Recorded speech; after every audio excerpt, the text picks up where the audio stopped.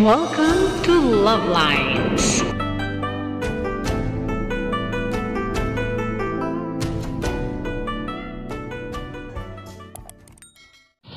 Good morning Philippines and hello world. Araw ng linggo kaya tara simba tayo. Maaga kami kasi mabagal daw ako maglakad. Mabagal nga ako malakad. Masakit yung tuhod ko. Ano ba to? Sign of old age. Yan. Nauna na sa akin si Love Lines Junior. Medyo umaambon kaya kailangan ko na. Ayan. Makulimlim ang panahon. Maambon-ambon.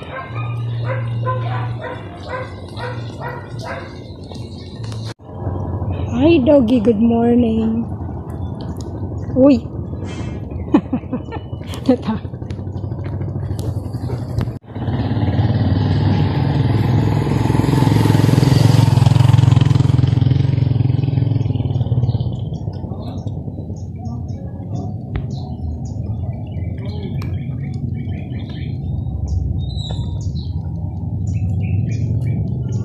Naku, may tao.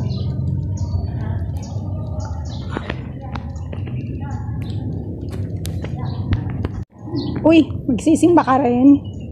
Ha? Sisimba ka rin? Sisimba rin si Dog.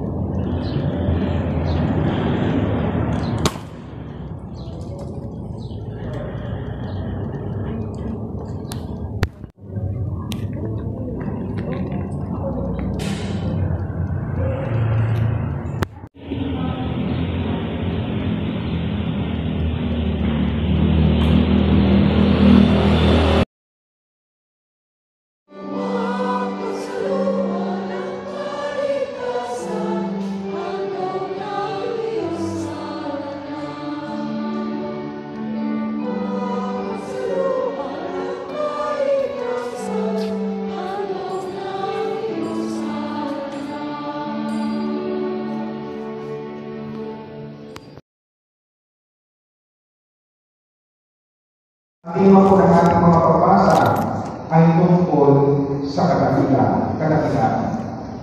Po kapatid, lahat po tayo ay mayroong pangarap sa buhay. Lahat po tayo ay gustong magiging dakila o kaya naman sa modelo panahon, lahat tayo ay gustong kinalanin, magiging sikat, ang paabot, nais natin maabot ang pangarap natin sa buhay. Ngunit, paano ba natin makamit ang kadakilaan? Paano ba natin maabot ang pangarap natin sa ating buhay? Ang mga alagaan sa ating Ebanghelyo ay hindi nauunawaan ang ibig sabihin ni Jesus na sa kanyang pagwakas. Hindi maunawaan ng mga alagaan o kaya sila po ay talo-talo kung sino ang pinakadakila sa kanila.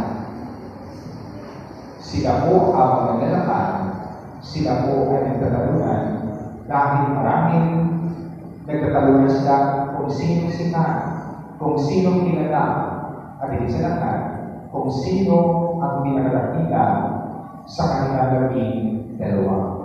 Ulit, inyong narinig o ating narinig sa ating Ebanghelyo na lahat ng ito ay alam ng ating Panginoong Hesus.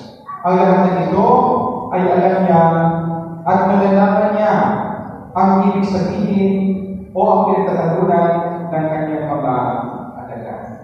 Kaya dito mga kapatid, ipinapaunawa niya sa kanyang mga alagad na ang kadakilaan ay hindi sa kasikatan.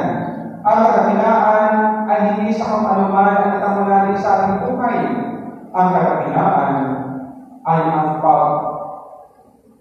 ang kadakilaan ay ang pagtingkol sa ating kapwa.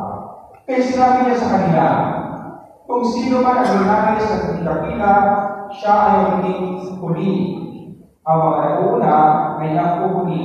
Ang nakuhuli ay dapat mauuna. At inalibawa ni Jesus ang isang maliit na bata. Ang isang maliit na bata, pagkikita na mayroong pagpapababa. At sa pagpapababa, dito papasok ang tinatawag natin kadakilan. Kaya yung mga taong walang pagpapakumbaba ay yung mga taong masasama. Yung mga walang pagpapakumbaba ay yung mga taong patuloy sa paggawa ng kasalanan. At yun po ang naliling natin sa ating unang pagbasa. Ayon sa ating na karunungan, ang mga masasama ay walang iniisip na iba, kundi ang kasamaan, ang mga pang-perwisyo, ang mga gawa na hindi maganda sa kanilang kapwa-tao. Kaya nga sabi ng karunungan sa ating unang pagbasa, patayin natin ang mga mabubuti. Tingnan natin kung sila ay iniligtas ng Diyos. At ito po, ang nabubuo sa mga puso ng mga masasama ay puro kasamaan. At mostly, pag sinasabi po natin kasamaan, dito papasok ang tinatawag natin sinos hindi. Dito ang tinatawag natin kasakiman sa kanilang puso. Kaya nga, ang sabi po ng ating dalawang pagbasa, ang mga taong maka-Diyos ay sila naman yung mga taong mabubuti na ang gusto ay kapayapaan, ang gusto ay kabutihan, ang gusto ay katiwasayan. Sila yung mga taong naghahanap ng presensya ng Diyos sa kanilang buhay. At ito po ang nais ng ating Panginoon sa bawat isa sa atin. Hanapin natin ang mukha ng Diyos sa ating buhay upang matagpuan natin ang tunay na katiwasayan, ang tunay na kapayapaan ay higit sa lahat ang tinatawag natin pagpapala mula sa Diyos. Inupo po natin gayahin yung mga taong kasasama na wala niya bang iniisip kundi panay kasamaan. Huwag natin gayahin yung mga taong patuloy sa paggawa ng kasamaan sa kanilang kapwa. Bagkus, tularan natin yung mga taong sumusunod sa kalooban ng Diyos na mayroong pagpapababa sa pamagitan ng paglingkod sa kanilang kapwa.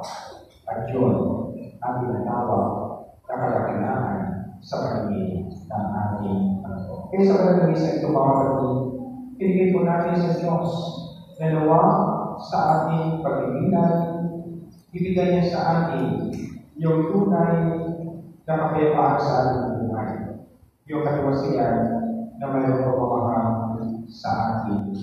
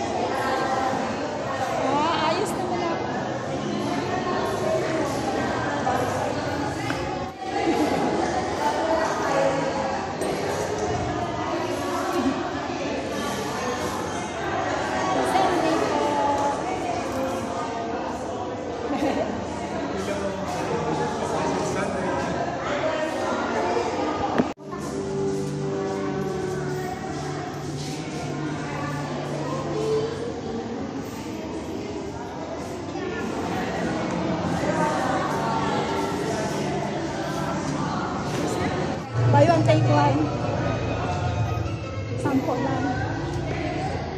Oh.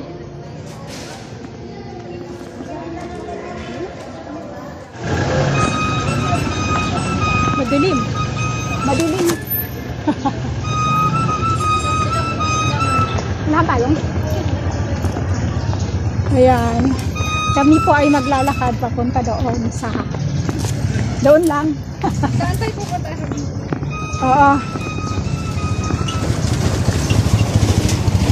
I will sing forever of your love, oh Lord. Ayun. Yung talagang gawa, yung iniisip talaga ng masama ay kasamaan para sa kanilang kapwa. Pero wag natin gagayahin yon. Kung sino mang gustong maging dakila ay magpakumbaba. Sinong gusto mang maging huli ay magpauna, ay mauna ay dapat mahuli sapagkat ang mga nauna ang siyang nahuhuli at ang nahuhuli ang siyang nauna. So that is humbleness. Yun ang rule ng ating Panginoon. Ala, ano pinagsasabi ko doon? Ayan, gumagalaw ba to? Tapos, yan, yung sa mga bata, sino mang tumanggap sa bata. Dahil sa, sabi nga ni Father, yung humbleness ng bata, yun yung dapat natin tutularan para tayo ay maging dakila. So, kung ikaw ay humble, doon nag-umpisa ang kadakilaan mo. So, yun yun. Yung, kumbaga, ano ba yun? The more na taas ng lipad, yun ang latapak. So, be humble para itaas ka. That's it. And I'll see you later, Mama. Okay. Araw ng linggo, 10:30 in the morning, dito sa Kiringan.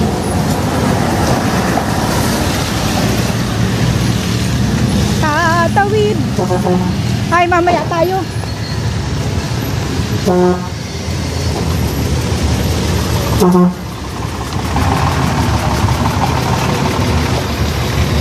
Doon na lang tayo tawid. Yan, tara. Thank you. Thank you.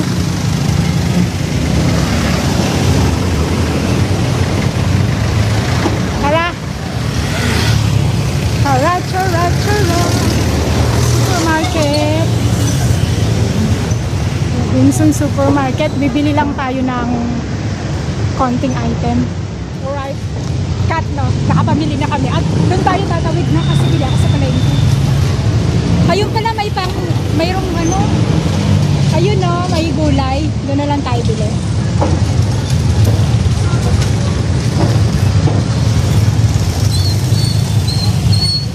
Dahan, baka.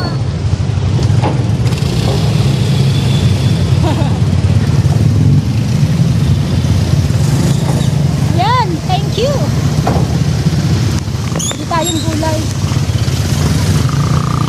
Nanggaling na kami doon. Bili kami ng gulay. Ay, sayang. Cabbage. Oh. So that's all for now. Thank you so much for watching. Once again, this is Love Lines. Have a good day and God bless.